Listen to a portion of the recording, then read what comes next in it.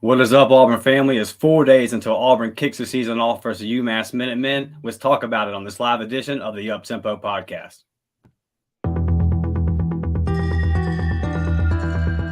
You are now listening to the War Report Podcast Network.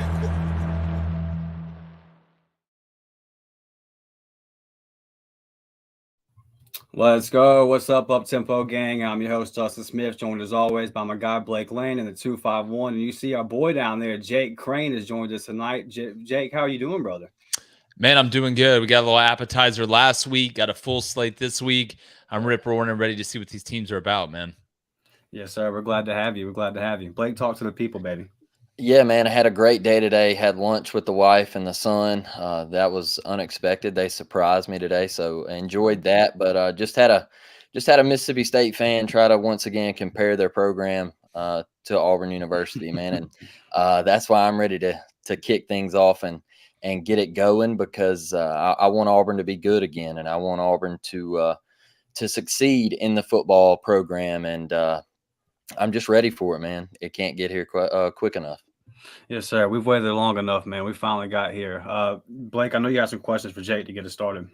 Yeah, Jake, I wanted to start off with we saw Hugh Freeze's press conference, man, and there was some guys that come out on the depth chart, and we thought that would be a little higher up. Some guys that were some surprises, some guys that were talked about that you can't keep off the field, and they're not, going to be on the field as it looks on the depth chart, man. So, Hugh said that he doesn't believe in depth charts. What do you take away from that, Jake?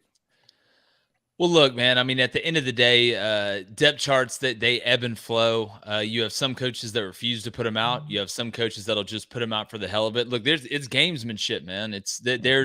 There's not espionage, but there's a lot of behind the scenes games that get played. For example, we used to always put a backup quarterback on the punt team, whether that be somewhere in the shield on the depth chart, even with the twos or at PP, personal protector, so that all week you got to work it at some point. We're going to steal some practice time for you. So from you. So look, when it comes down to coaches releasing depth charts, I mean, we'll know when they run out there on the field. What I think he was going for, well, the depth chart doesn't matter, is, when you have enough players and you have enough playmakers to be able to ride the hot hand and then use the hot hand as a decoy, it's never set in stone that this guy's going to get the ball this amount of times, or we're going to do this, or we're going to run this amount of times.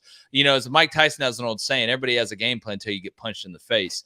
And once you get out there and the game starts ripping and roaring, if a guy's out there tearing it up, you got to feed the beast. So I'm not, when it comes to injury reports and depth charts, look, you got to wait till kickoff. I've been behind the scenes in it. I know the games that are played.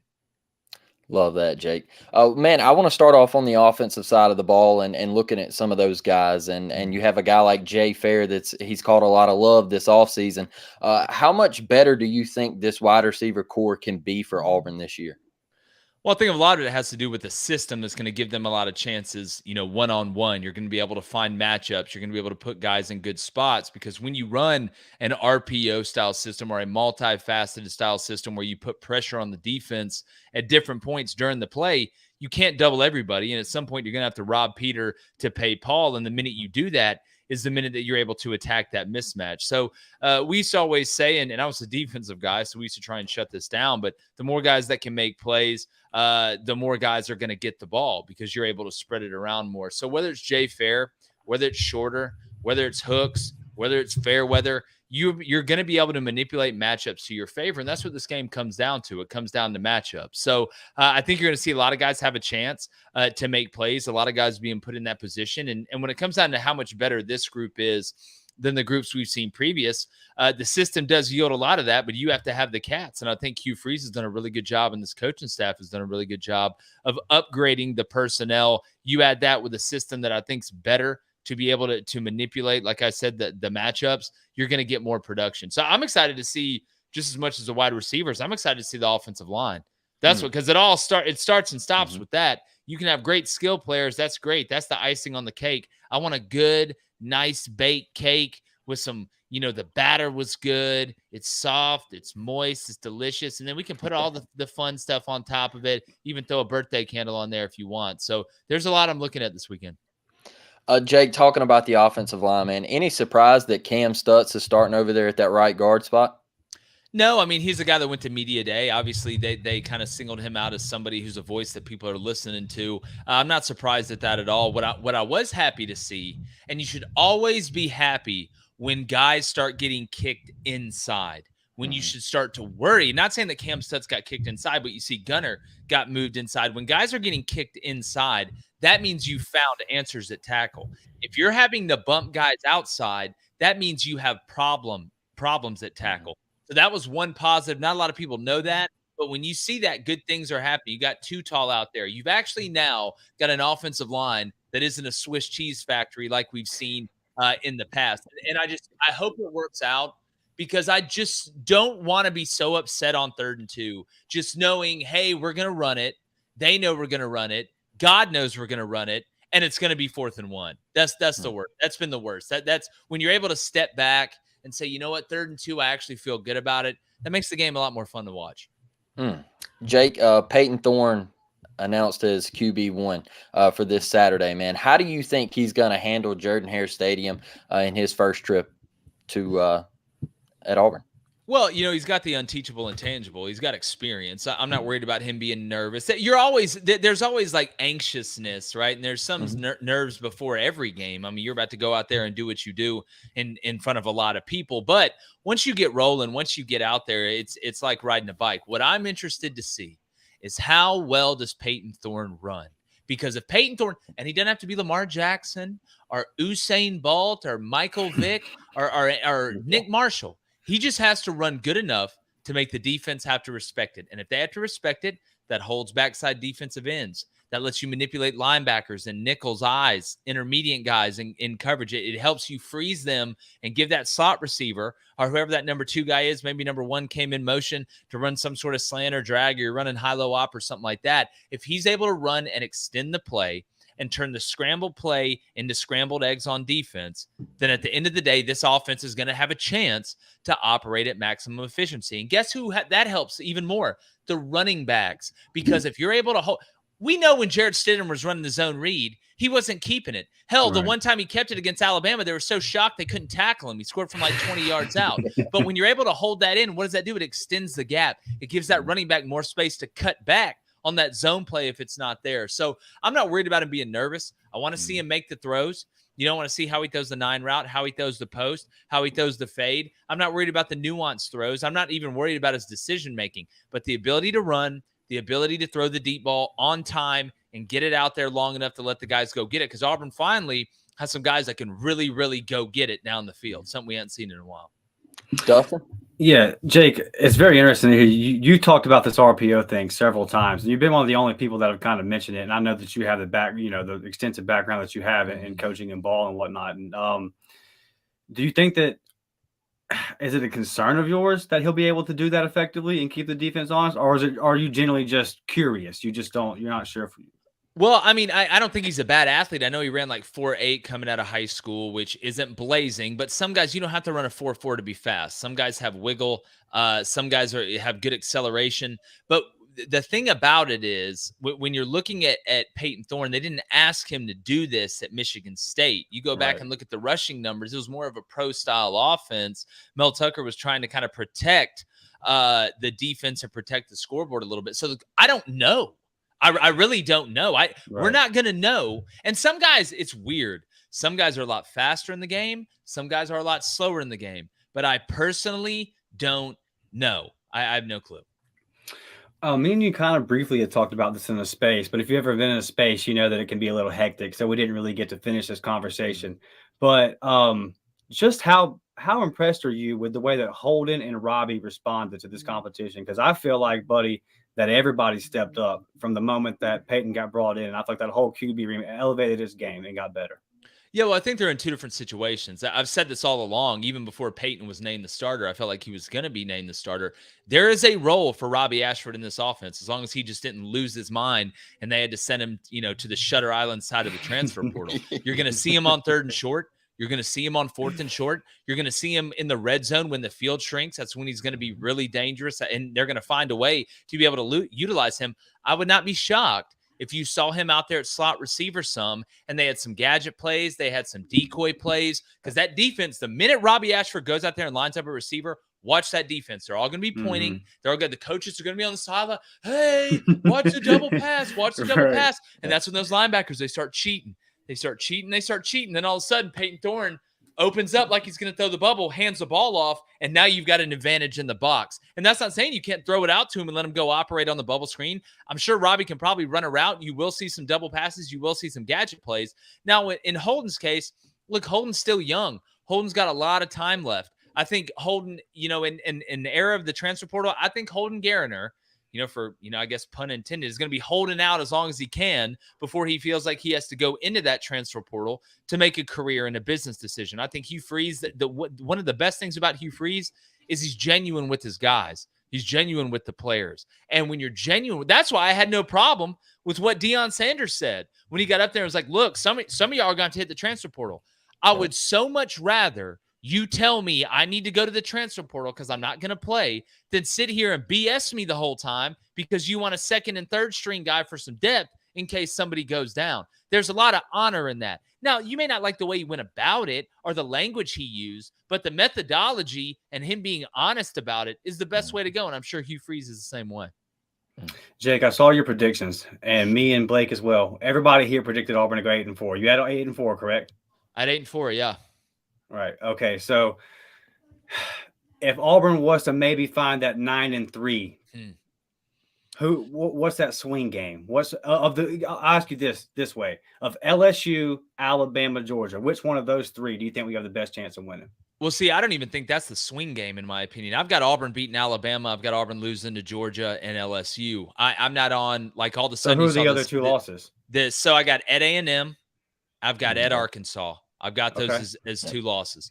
I think they sweep the Mississippi schools. After watching Vanderbilt's offensive line, I feel a whole hell of a lot better about Auburn going on the road. You can't stop secondary. Hawaii's, defensive line. Then I'm not worried about. It's not even the secondary. That run and shoot. Timmy Chang's a witch now when it comes to the passing game. Yes. And that Schrager kid's a pretty good player. The Ashcroft kid's a Texas kid that's a really good player. But watching Vanderbilt's offensive line, they outrush Hawaii, who's a run and shoot team, not exactly lining up in the eye and just pumping it downhill at you. They outrushed them by 40 yards. All right, 40 yards. And it wasn't for lack of attempts. Hell, all they were doing was trying to run the ball and throw slants and hitches. I mean, they hit that one run early and struggled to protect the passer too. I mean, Swan did a good job, I thought, keeping the play alive the whole night. So right now I got Auburn 8-4. If they're able to find a way, whether that's going on the road and beating A&M or going on the road and beating Arkansas, which I got Arkansas 9-3. I expect a big year from them. But you've seen this. Somebody's leaking out of fall camp. Hey, Bama's offensive line is going to be really good. Bama's offensive line is going to be really good. Y'all better hope y'all are right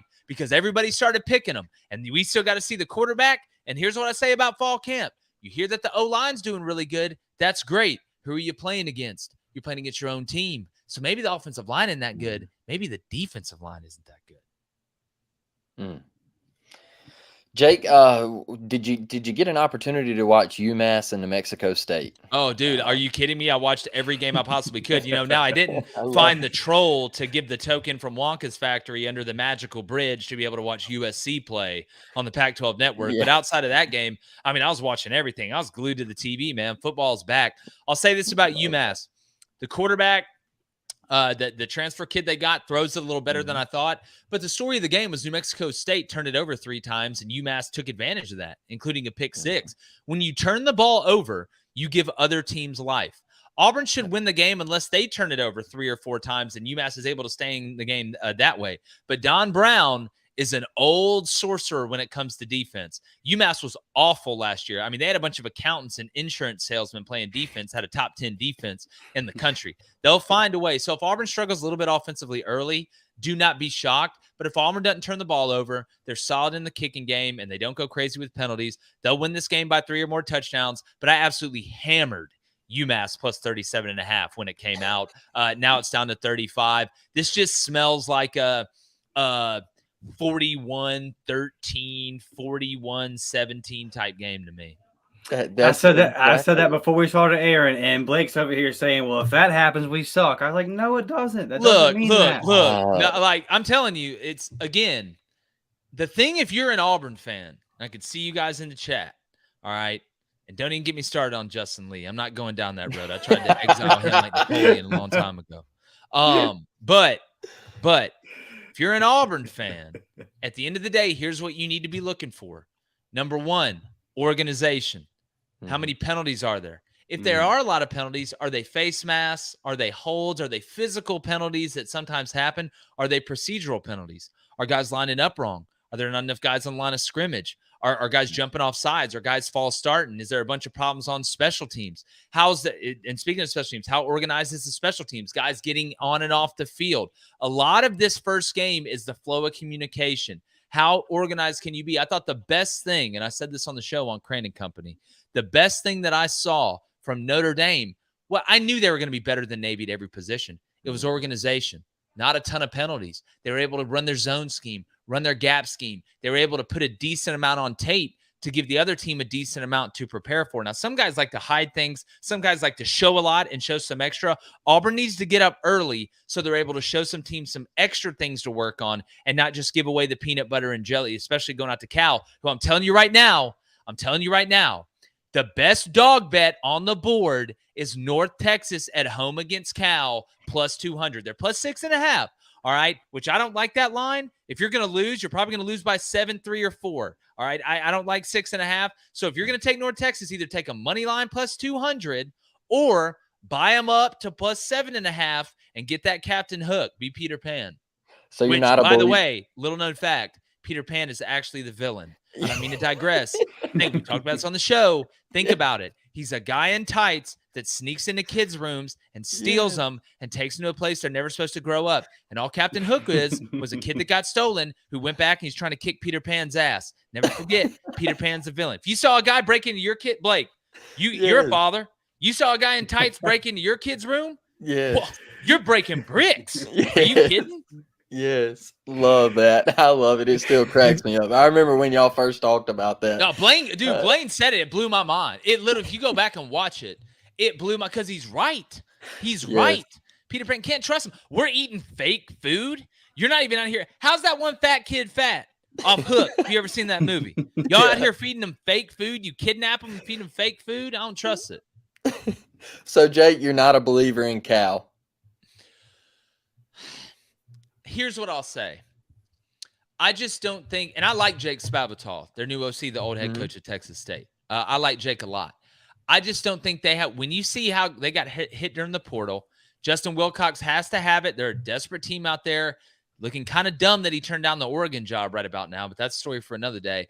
They're just bad enough to worry me, but I just don't think their personnel up front, if Auburn goes out there and again, and Auburn needs to worry about UMass. That's what Auburn needs to worry about. But looking down the road, we have that fortune and ability to be able to look down the road. I don't believe in Cal.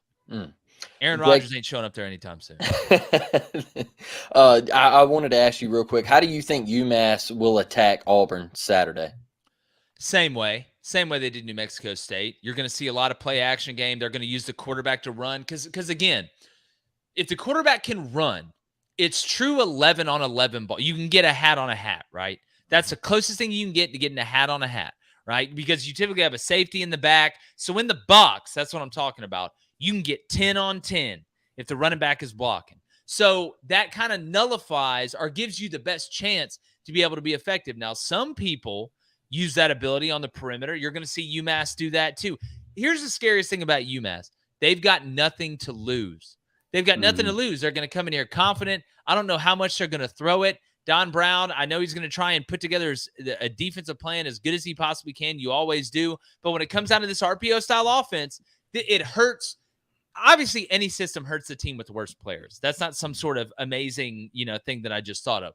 But in this system, where you're truly creating one-on-one matchups almost everywhere, because at any point in time during the play, it could be a run, it could be a pass. So it's like kind of guessing at the plate in baseball. If you're guessing, you're in trouble. You better just think fastball and adjust, especially the higher you go. It can cause problems. So UMass is going to try and run the quarterback. Wouldn't be surprised if we saw trick plays, saw a couple against New Mexico State, saw a couple reverses. So they got nothing to lose. What you're supposed to lose this game. Auburn's paying them like $32 per minute or something crazy like that. Yeah. Jake, I had one more question before we let you get out of here, brother. I saw you tweet this weekend that you would talk to a coach, and he has said that the rule change, the clock change after first down, was going to change the game more than anybody could anticipate. Can you elaborate on that a little bit?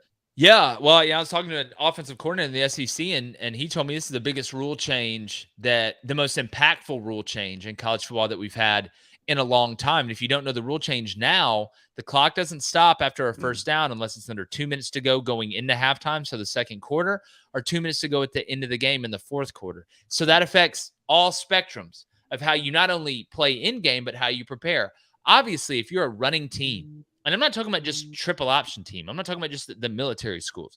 If you're a running team like a Notre Dame, right? What Alabama wants to get back to, what Georgia really is deep down, what Michigan is, you're able to possess the ball even more because that clock is not stopping. It cuts plays down, I think 5 to 7 plays. And in games that are decided by 3 to 5 plays, that's a whole hell of a lot of plays. But on the other end of the spectrum, if you're a team like Oklahoma, if you're a team like Tennessee, if you're a team like UCF, or Jacksonville State, and you go really fast, what I call the warp drive offense. Well, now, when you used to go 3 and out 3 times in a row, yeah, it was devastating. Your defense was on the field for a long time, but you can make up and get those possessions back. Well, now, if that happens, you can actually get sat on, basically just squatted on by the other team. They can take away 2 to 3 possessions. Think about it. 7 plays is 2 and a third possession if you go 3 and out twice. So now the methodology of you saying, well, we always talk about the importance of getting that first down.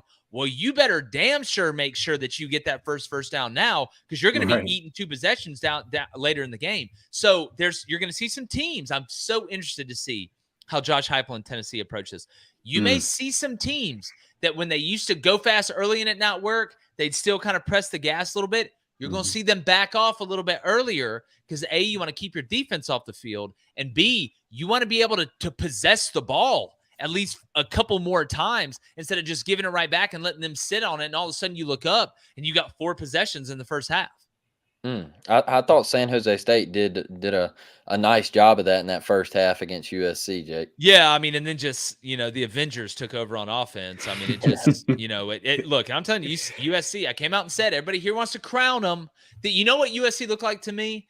Every single team that Lincoln Riley has ever had with Alex. Preach. Every single team. Preach, Jay. And until you show me that you can adjust, because it wasn't just like you're lining up wrong. Still can't tackle. Got all these better players in the portal. You still can't tackle in space. And San Jose State's a very proud program. Hell, they scared us to death in Jordan Hare. So let's not act like San Jose State's just Sister Mary Margaret of the poor and blind and deaf over there just running around. Helen Keller A&M, that's not them. Cordero's nice. Nick Nash is nice. But San Jose State is still not Notre Dame, right? They're not these teams in the Pac-12, the Washingtons and the Oregons and the Oregon States and the Utahs and the UCLAs that are going to be able to really do some things and have some offensive skill players that can cause problems. So you got to be balanced to win the national championship, and I don't see balance in USC. Like a fat kid on a seesaw. Well, Jake, we appreciate you joining us tonight, man. We know you got to run, man, so we'll let you hop out of here. Always, man. Y'all do a great job. It's so exciting. I'll say this. I want to end with this. If Auburn comes out and doesn't look like the greatest team in the history of college football on Saturday, and they win by 17, or they win by 20 or 20, don't panic. The best thing for Auburn happened last week. UMass is not hot dog water anymore. They're not great by any stretch of the imagination. All right, I'm not saying that. But Auburn needs some of these tests. They don't need to just be able to line up and play a game of I'm just better than you at this at every single position all the time. They need a little adversity that pays dividends later. A lot of people, I know everybody wants to win 63-0 and look great and let everybody play. But don't panic. Don't be that person at the tailgate that when UMass goes up 3-0, oh my God, Auburn's going to burn down. It's the worst thing ever. So just please don't do that. Oh, I do want to say this too. We are like 1,000 subs away from 100,000 on Crain & Company. I want to get there before I watch Utah beat Florida to sleep on Thursday. So from Auburn boy, Auburn born, Auburn bred. Kurt Crain was my father. All right. Head over to Crain & Company on YouTube. It's CRAINN Company. Go hit that subscribe button. Have a great show. Think you guys enjoy it. I want to get to 100,000. I'm out of here, fellas. Appreciate it. Thank you, Jake. Appreciate you, Jake. All right. My boy Jake Crain joining us. Let's hop up here and grab some comments, Blake. Yeah, man. Yeah. I saw our boy Tanner got in here. My boy Tanner was racing home to get in time to watch the live show. Did you put that? You got that shirt on, Tanner? You put that shirt on today. Impress the ladies, bro. Whoo! What do we got down here? Hey, War Eagle, Miss Devin. War Eagle. What do we got down here, Dustin? You see that one? Oh, John Crane? No, we got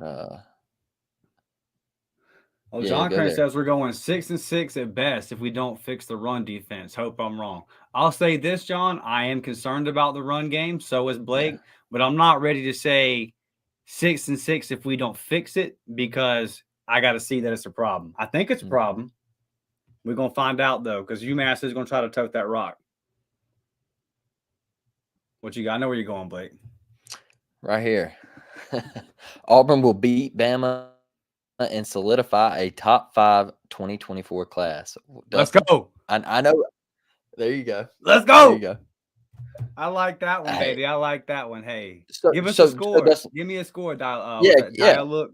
Yeah. Give us a score. Give us a score. I want to hear about that. A top 5 class. That means that you're flipping a KJ Bolden. That you probably go in there and get a Carter here this weekend. I feel good about that one, by the way. Yeah, you're definitely flipping some guys if you go and get the top 5. I missed this one right here. Losses to UGA, LSU, and Arky. Yeah, I mean, I'm with that. I say 8 and Arkansas. Yeah, I see a lot of people saying that we're not losing to Arkansas. That's going to be so tricky, man. That is a tough place to play, and on the road, the way that schedule lines up and everything, it's going to be tough, man. I think you mentioned that we go to Nashville and then turn around and go back. It's 2 SEC road games. So it's not that 2 Nashville is tough, but one thing is, I hope that we just get out of Nashville okay. I mean, I was petrified for everybody out there that scoreboard was going to fall on somebody's head. I mean, for an SEC school, what a pathetic. Hey, that's embarrassing, brother. Come holler at me, man. If you see me at Tiger Walk, bro, come holler at me, man. I'll be out there. But it's not going to be that high, buddy. The high is 85, low % chance of rain. Knock on wood, right?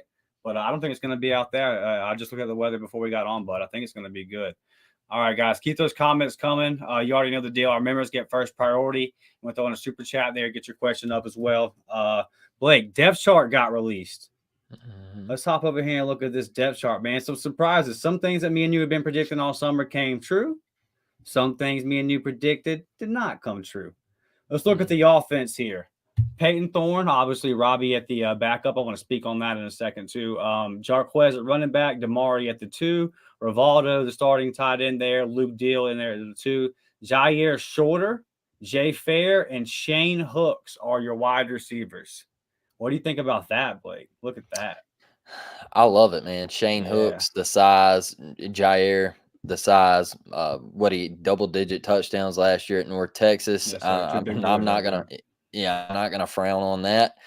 Jay Fair, Mike G is fully. He told us he was fully invested on the Jay Fair train, and it come true. And you still got VAR right there with Jay Fair, man. And for sure. look, VAR gonna eat. I had that. That's why I had to ask Jake, like, how much better is this wide receiver room gonna be than what we've seen in years past? Just because of the talent that you did bring in, and then a guy like Jay Fair stepping up, and then you go get a kid like Caleb Burton from Ohio State, and you get him to transfer into your program. And I've said this multiple times: any kid that comes from Ohio State that plays wide receiver, I'm taking him all day, every day. So I think that there's excitement in this wide receiver room, man. Jair Shorter, just going up and I think if I'm not mistaken, it was 11 touchdowns last year, maybe 12, something like that. 11 on 22 receptions. If not, it was 10 on 22 receptions. Either way. So you know what that means? Down in the red zone, dogs are going to eat. All right. You got a 50-50 guy that you can throw a fade route to, and he can go up and get it. Maybe, him dragging along the back of the end zone, you put it high and him go up and get it. So I think the last time that we really got to see that was Seth. So and shout out to Seth, bro. Balled all preseason Yeah. down in Duval, dog. Do your thing, Seth. So I'm so freaking proud of Seth, bro, because he's all the talent in the world. He just didn't have the proper coaching. But yeah, bro, that is I saw. We'll get to him in a minute. Yeah. All right, and then Dylan Wade at left tackle. No surprise there. Jaden Muskrat backing him up. Jeremiah Wright locking down that guard spot. We talked about it. He was hurt there for a long time. Came in there and got a spot. Proud of you, big dog. Avery Jones, look at that backup center, boy. 17 years old. Look at that backup center, Connor Liu. And then Cam Stutz, man. Listen, I owe Cam Stutz an apology. I'm just going to come out and say it. I've said 4 times this summer, Cam Stutz ain't going to start. Cam Stutz ain't going to start. I'm sorry, Cam Stutz. I'm sorry. You've been putting in the work, big fella. And Jaleel Irvin is interesting down there at the 2. Yeah. Jaleel putting in the work. A name that I just kind of written off, man. Good for you, young man. And then Gunnar Britton and Xavier Tall-Miller down there at right tackle. And I do think that we get up early here and you see a different combination of all these guys. But, boy, when I look at those names right there, when I look at the experience, it's all about how they mesh together. Mm-hmm. And I really feel because Cameron Stutz is the only guy that took a snap last year in an Auburn uniform starting on this offensive line. It's a crazy era, Blake. It's a lot different than when me and you grew up, brother. But I mean, this is wild. But listen, dude, this is very interesting to me. I'm excited. I think Avery's going to be able to get all these boys lined up. I think Jeremiah starting week 1 at guard. No more D tackle. No more moving around for Jeremiah. Week 1 starting at guard. He's about to put his foot to the pedal, man. Jeremiah's about to eat. I predicted it way earlier in the season. If you didn't hear me, I'm going to say it again. All SEC year. I'm not saying first team, but he will be on that postseason list come into the year for Jeremiah Wright. And I finally watched the last Fireside with the guys from the O-line. Saw what you were talking about with Gunnar Britton, brother. Impressive. The guy knows every level of football. He's talking about how he has to know what the safety's doing. And and for a guy, he's only got 4 more months of eligibility. He mentioned that as well. So expecting a big year from Gunnar. I want him to get in there, show out, put on some good film, and impress. I want to speak real quick here on Robbie, Blake. Mm-hmm. And at this point, I'm probably going to get accused of becoming a Robbie fanboy at this point. But it is what it is. Listen, bro, Hugh said it. Okay, Hugh said that when he talked about injuries, that Robbie has a strained oblique. Mm-hmm. I'll just say this. That injury didn't just happen. Some of those reports that you were hearing about Robbie having good days at practice, those are post that injury. Mm-hmm. That's a tough son of a bitch. That's a tough young man right there. That is a tough young man. And I just think that needs to be admired. That he got hurt in the middle of fall camp, and he said, probably shouldn't play. Probably shouldn't have, gone out there some of those days. Grinded man, and it's right here on this depth chart. And like Jake just talked about, going to get his reps. Don't count him out. That is a tough kid. What you got, brother? You think he loves Auburn? I think he loves Auburn just a little bit, and I think the kid loves playing football. Yeah, I think he loves the game of football, man, and that's to me that's my favorite thing is to see a kid like that just loves playing the game and competing. Defense, the top got me, bro. Messiah Nasili Kite, bang, tongue twister. I think I got her. Yeah. And then my boy Keldrick right down there. I've been consistent on this all year. Keldrick's gonna. When did I say, Blake? I said Ole Miss is when it turns up. Yep. So just this number 2 right here, this ain't gonna last. But he's already 18 years old and he's already there, and he's gonna make some plays Saturday. Y'all just wait. But Messiah there, Jason Jones, followed by Justin Rogers. Hey, I like that punch right there at nose tackle, don't you? That's a punch.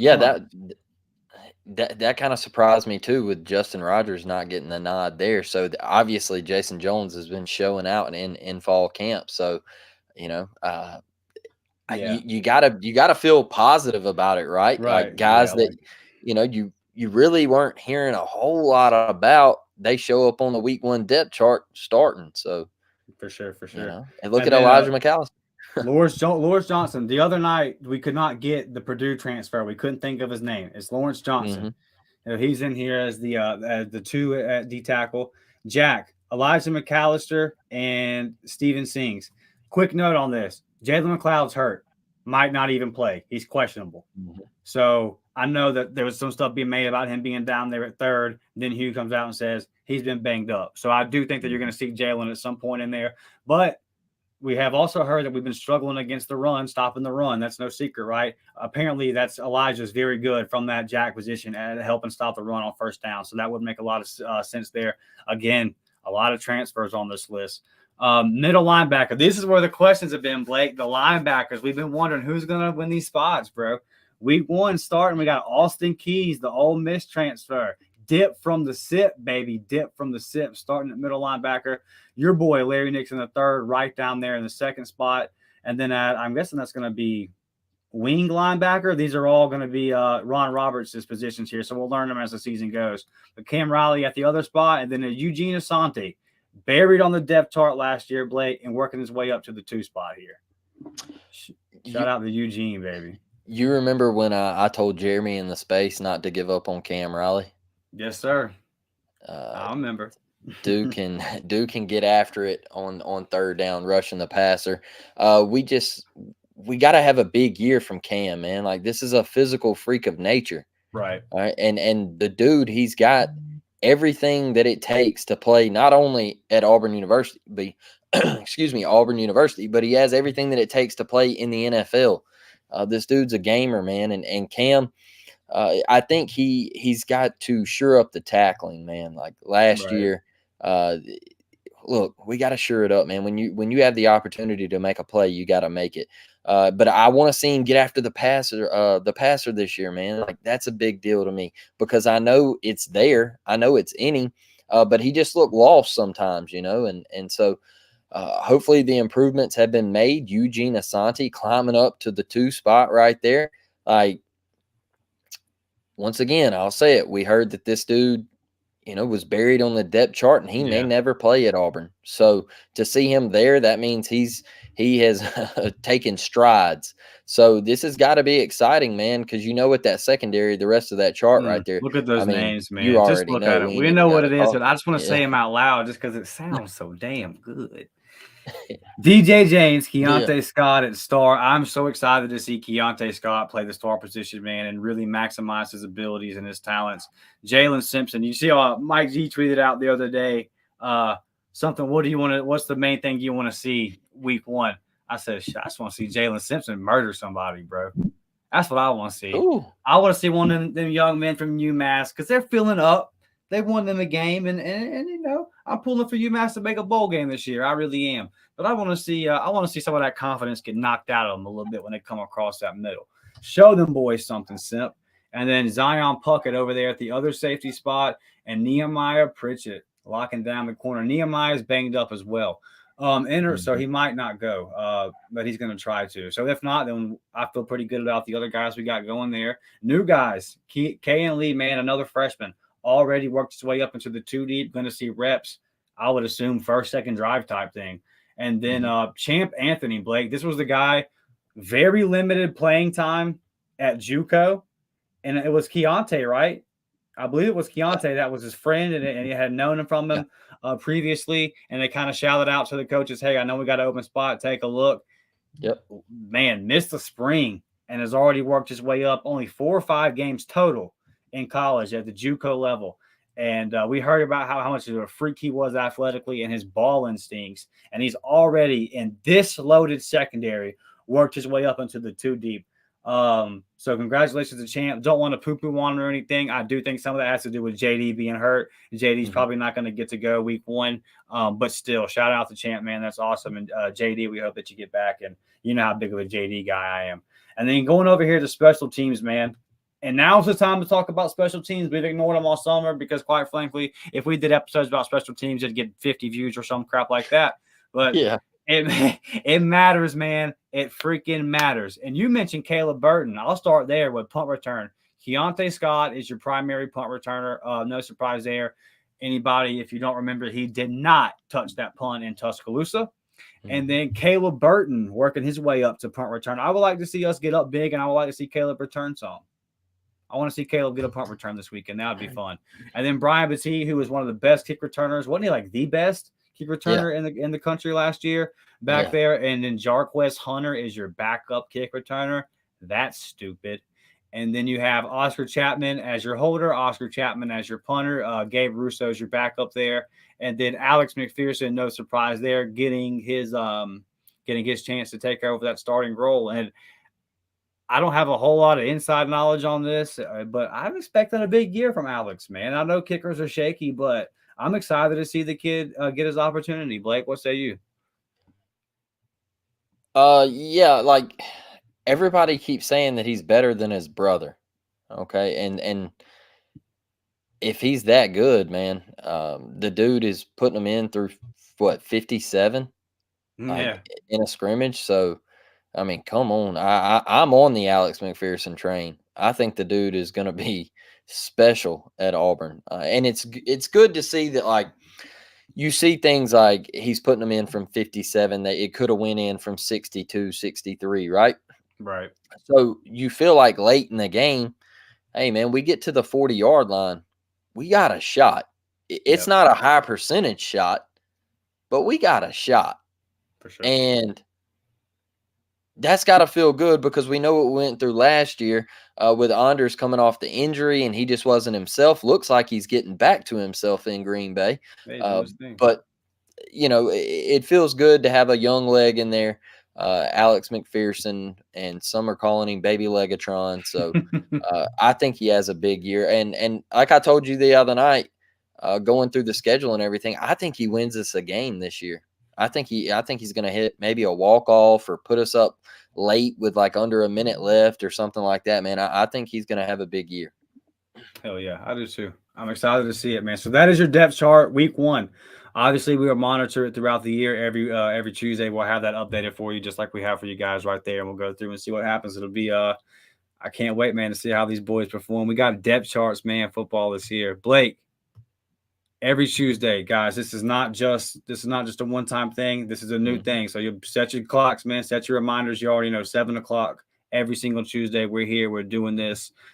At the start of recording, we were at like 870, right? 870, 871, somewhere in there. Y'all know we need to get to 1,000, man. Only 130 more to go. We appreciate all our guys like Eric Pearson, like Devin, like Tanner, like Bob Williams, like James Burnett. There are so many of you guys that are being supported, man, that are sharing this stuff out on social media, spreading the news, letting everybody know what we got going on here at the Up Tempo Gang.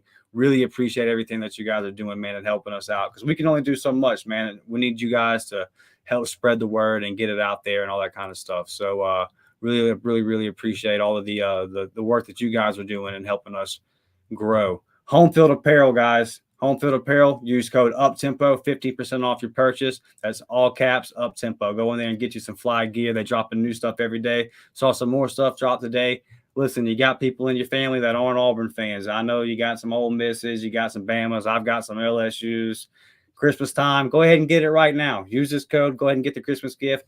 Knock it off your list. You got it out the way, man. You got it out the way. If you're getting somebody some Ole Miss or Mississippi State gear, little spoiler alert, they ain't got no championship shirts, but it's all good.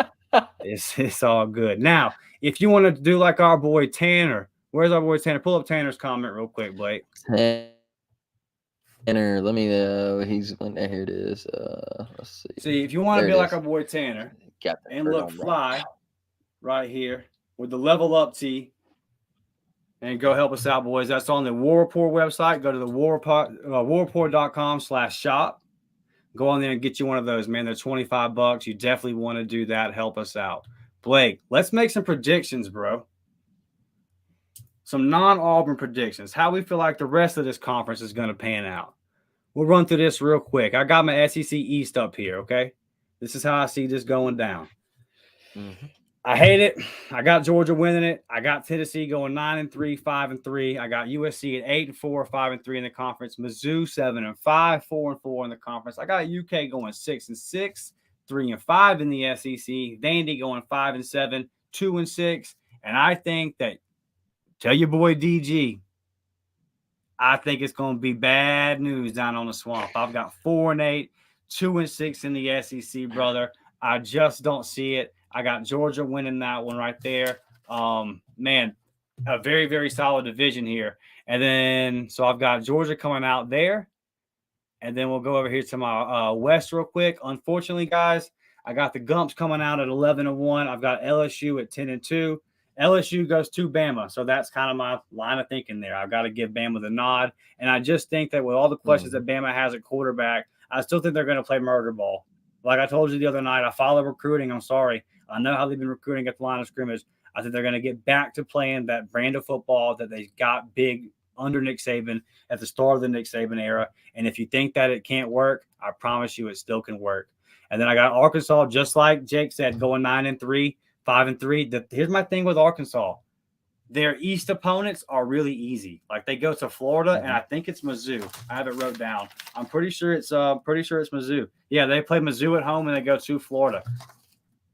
You know what I mean? Like, come on. And I think that if you look at Arkansas' schedule, it sets up nicely for them. And I have them beating us, unfortunately, and us going 8-4, finishing 4th. I got Ole Miss going 8-4, 4-4 in the SEC there. A&M. Here's my thing with A&M. Excuse me. There's so much stuff about them falling off or being really, like I see people predicting to go 10-2 or 2-10 type thing. I think it's more realistic that it just kind of falls somewhere in the middle. And then it's kind of one of them like, do we fire him? It's kind of like I think it falls somewhere in that 7-5 range and just kind of keeps the waters murky for him, And then I think they might improve a little bit because the talent's there, but I still don't think the program's in a healthy spot.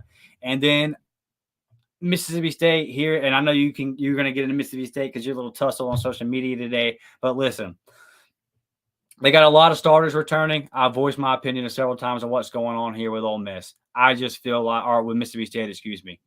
Defense is going to be fine, but that offense is a spread offense. If the players are spread, and now you're trying to turn them into something completely different. I've seen Auburn try to do that. When Gus Malzahn left to take the job at Arkansas State, we brought in whatever that guy's name was from Temple or whatever and tried to go to the pro style, and it just was a disaster. We didn't win an SEC game. I think Mississippi State's really going to struggle just because of that. And it's not a knock on Zach Arnett, but he wouldn't be an SEC head coach if it wasn't for the tragic situation. So I have questions as to whether he is ready for that position or not. So I've got Bama, Georgia in the SEC title, and I'm going to pick Bama to win, and I won't get into my Final Four and all that, but my national championship prediction is going to be Michigan to win the whole thing. Blake, what say you? You're predicting Michigan to win the whole thing? The Michigan Wolverines. To beat an SEC team? Yep. Yeah, because listen to me. Listen to me. So, I think Bama's just going to murder ball their way through the SEC, and I think that Georgia's going to be good. I think that Carson Beck's going to be good. It's just law of averages with Georgia. You're not going to win it every single year. So I think you're going to go 11-1. You're going to get in there. And then also on law of averages, there's this thing going around that Jim Harbaugh can't win the big one. I'm sorry, dude. The guy, I saw him take Stanford to heights they had never seen. I saw him go to 4 straight NFC title games with the 49ers franchise that have been stuck in the mud since Bill Walsh and Joe Montana had left. And now I see what he's built at Michigan. I just think that Harbaugh is a hell of a coach, and there's just no way that he doesn't win a title at some point. And I think that this is the year. As far as the SEC goes, I got the Gumps beating the Dogs, and I hope that I'm wrong. Obviously, I hope it's us or somebody different. But until otherwise, man, until we get in there and start making some things happen in that living room, no. And the only really threat, I got Tennessee can threaten, if they can find everything with Milton there at quarterback, they can threaten Georgia. And then I believe that LSU can obviously threaten. And that game is in Tuscaloosa, but LSU's actually been better over the last 10 to 15 years in Tuscaloosa than they have been at Tiger Stadium, as crazy as that sounds. But I got to go, as boring and as chalk as it is. I have no hot take here. I've got Bama winning the West winning the SEC over Georgia. But I think if you looked at it, I had every single conference, I had every team in this conference outside of Vandy and Florida making a bowl game. I think the SEC is going to be loaded this year, and there's going to be a lot of times where we're beating up on each other. All right, I'm going to make mine short and sweet. I agree with you about Alabama. I think you're going to see Alabama and Georgia in the SEC championship game, and I think Kirby Smart Daddy's Nick Saban again. And I think Georgia moves on. I think you're going to get a playoff of,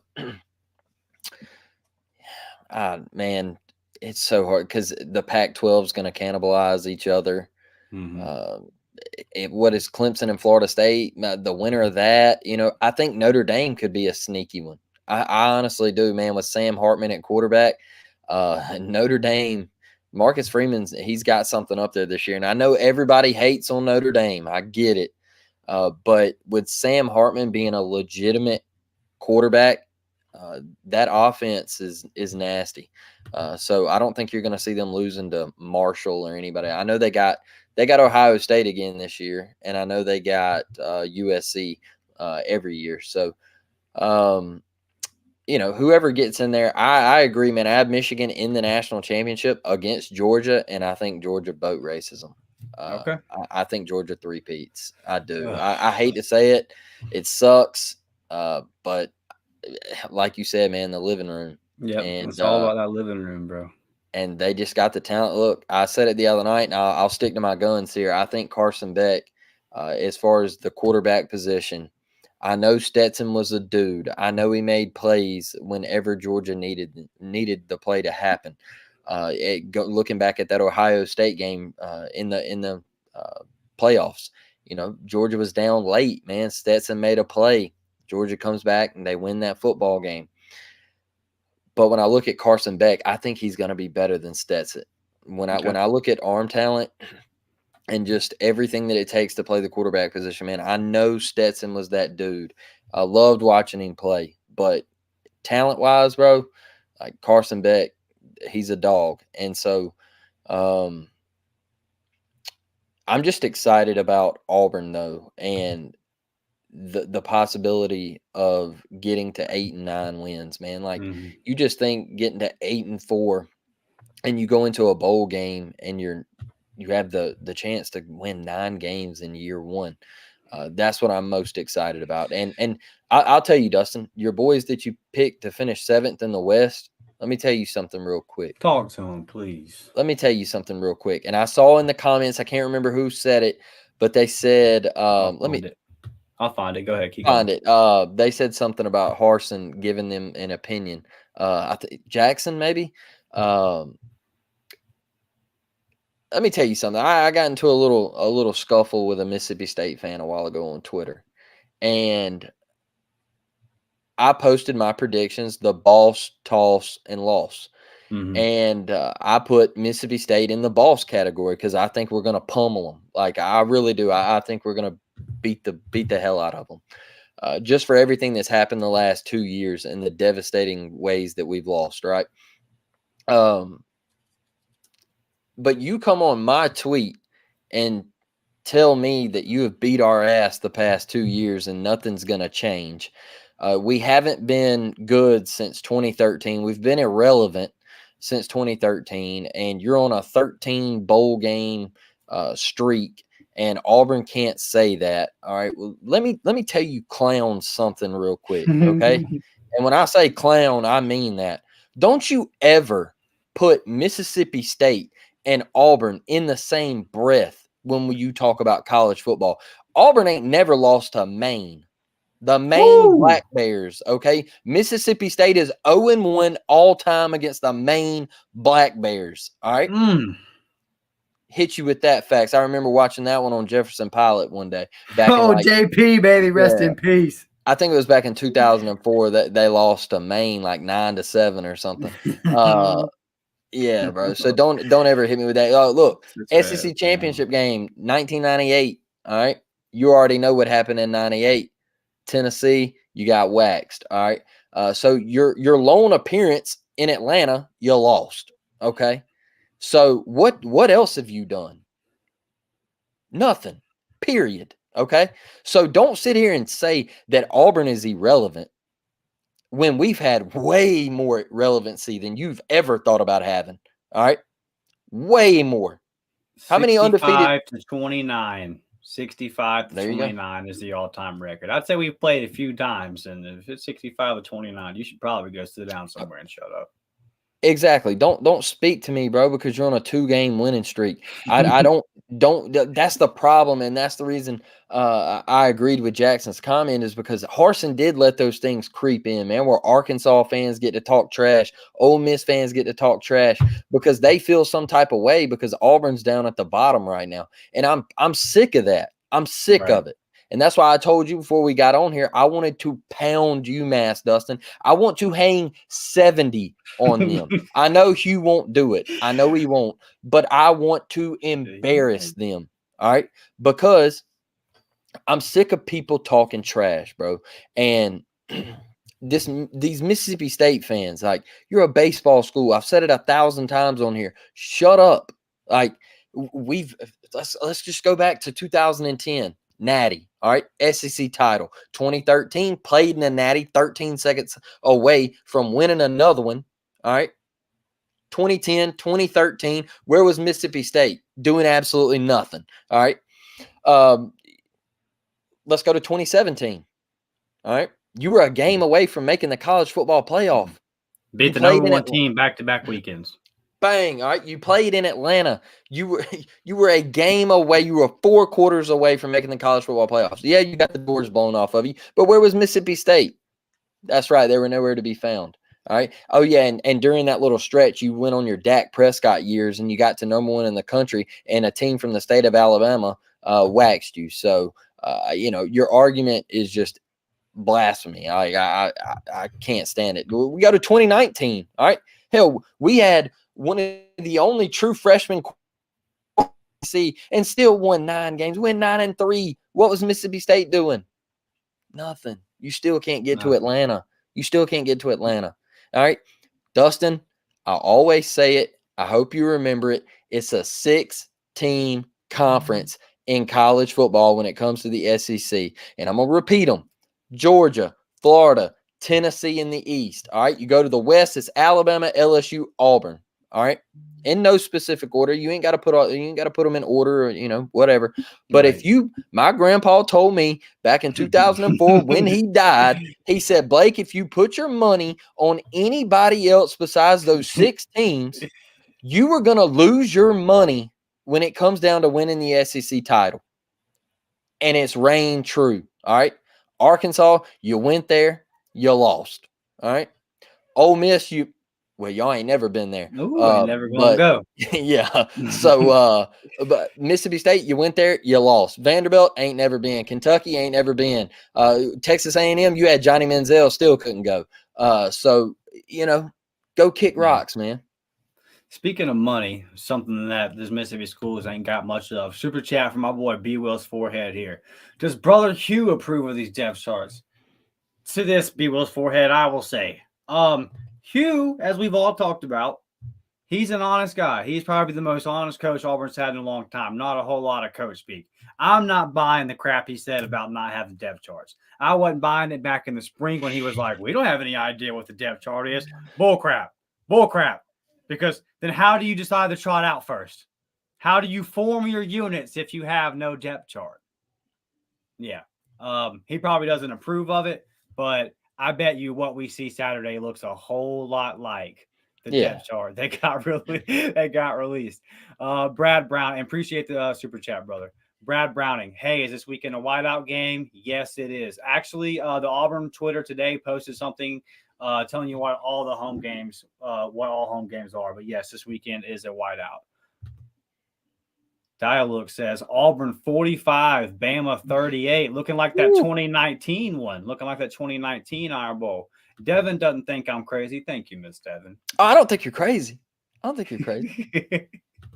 Jackson Hall, Auburn. Oh, here we go. Auburn just announced team captains: Cam Stutz, Elijah McAllister, Luke Deal, Peyton Thorne. So 3 of those guys were the media day guys, right? And then you're starting quarterback. So really no surprise there. All of those guys are really good dudes. And Luke Deal is impressive, man. Luke Deal is an impressive young man. Could sing. Apparently, I've seen him doing a whole lot of different media stuff. He wants to be in media whenever his football career comes to an end. So a lot of impressive guys right there. And again, Shout out to Cam Stutz, man. Like for real.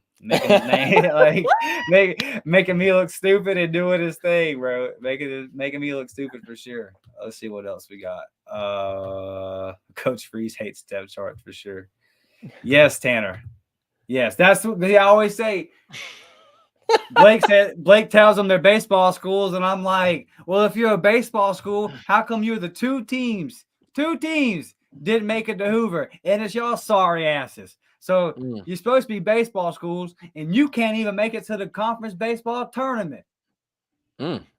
Please, Mississippi, if you ain't the Southern Miss Eagles and you're in the state of Mississippi, that's who runs the SIP. The Eagles run Hattiesburg runs that thing, brother. I don't think Mississippi is an actual state, man. Like I don't think that place is real. No.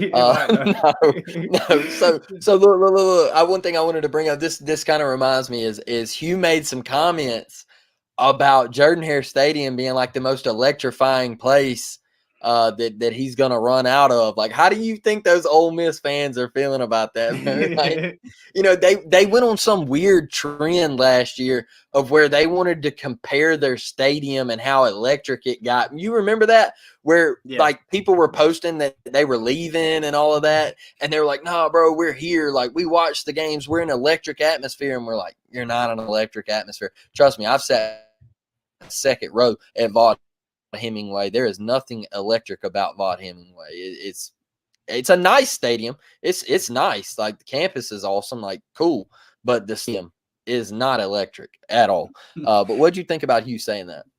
Yeah, real quick, guys. We're about to get out of here. If you got any last second comments or questions that you want to get in, go ahead and get those in there. I thought it was freaking hilarious. I think that Ole Miss fans needed to hear it, and I think that I watched their head coach last year beg them to come to the game, like beg them to come to the game and make noise.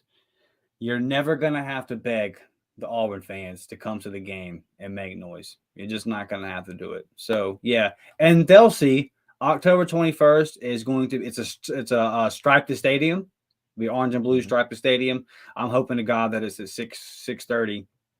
And that place is just through the roof, man. That's a game that I plan on losing my voice by the end of the first quarter. And if you see me in the crowd, don't judge me type thing. Like I'm not in my right state of mind. So, but if you're there, you'll probably be losing. You'll probably be losing your stuff too. Before we get out of here, guys, I'm going to Phoenix City Friday night. On my way up to Auburn, I will be covering a little bit of Cam Coleman. Dylan Upshaw mainly will be my main focus. Will be Dylan Upshaw. He's a 2025 class of 25 wide receiver target. And also I'll be looking at Spencer Waldrop. He is a class of 2025 offensive lineman that Auburn is very hard after both of them and very high on their list. Yes, I understand how that goes with the Phoenix City kids. But last week was our first weekend out on the road at these high school games, and our varsity squad members got to check out our Bryce Cain recruiting update video.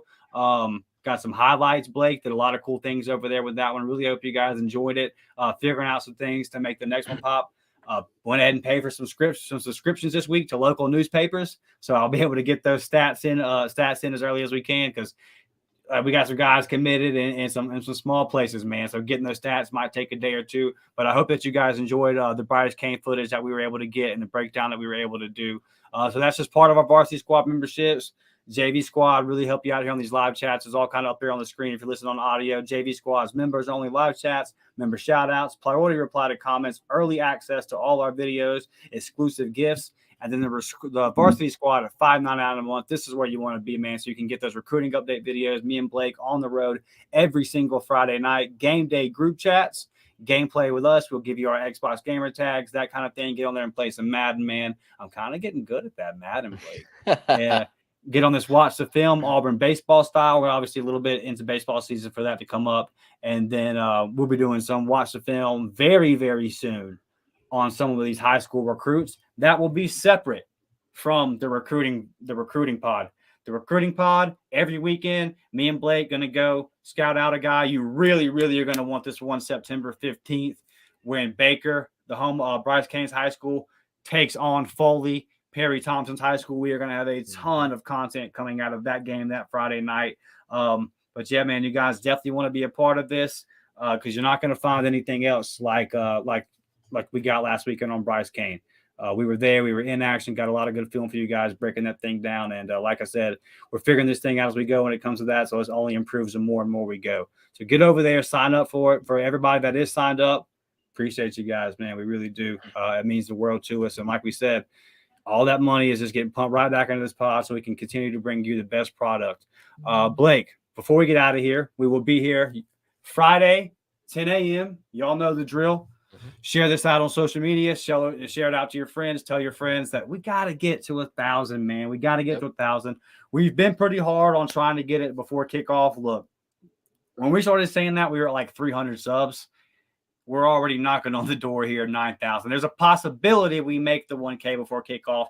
Even if we don't, you guys have been tremendous, and that doesn't mean that the grind stops. But if we don't make it before UMass, then we got to make it before the Cal game, right?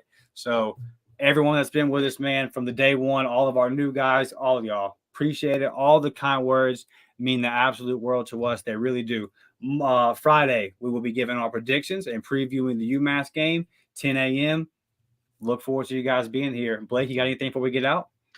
Just bring it Saturday. Bring it to Jordan-Hare Stadium. Show up, be man. loud, be electric for Coach Hugh Freeze and the staff and these players, man. Remember those dudes that what they've been through the last 2 years. I'm not going to go into it again, but just keep those dudes in mind, man, that guys like Nehemiah and Jay Simp and those guys that have had to go through the mud and the struggles and everything. They deserve Saturday. They deserve Saturday, so give it to them. Yes, sir. And when we get this dub, let's have fun. I don't want to hear like we had last year with Mercer. Oh, nah, to hell with that, man. Have fun. Before I get out of here, shout out to the Auburn soccer ladies, 3-0. Shout out to the Auburn volleyball ladies, 3-0. We love you, ladies. Keep grinding. War Damn Eagle. Friday, 10 a.m. Official predictions for the UMass game. You don't want to miss it. The grind for 1K continues. Subscribe if you haven't. We love you all. War Damn Eagle. We will be back Friday, 10 a.m. God bless you. Tell somebody that you love them, man. They might need to hear it.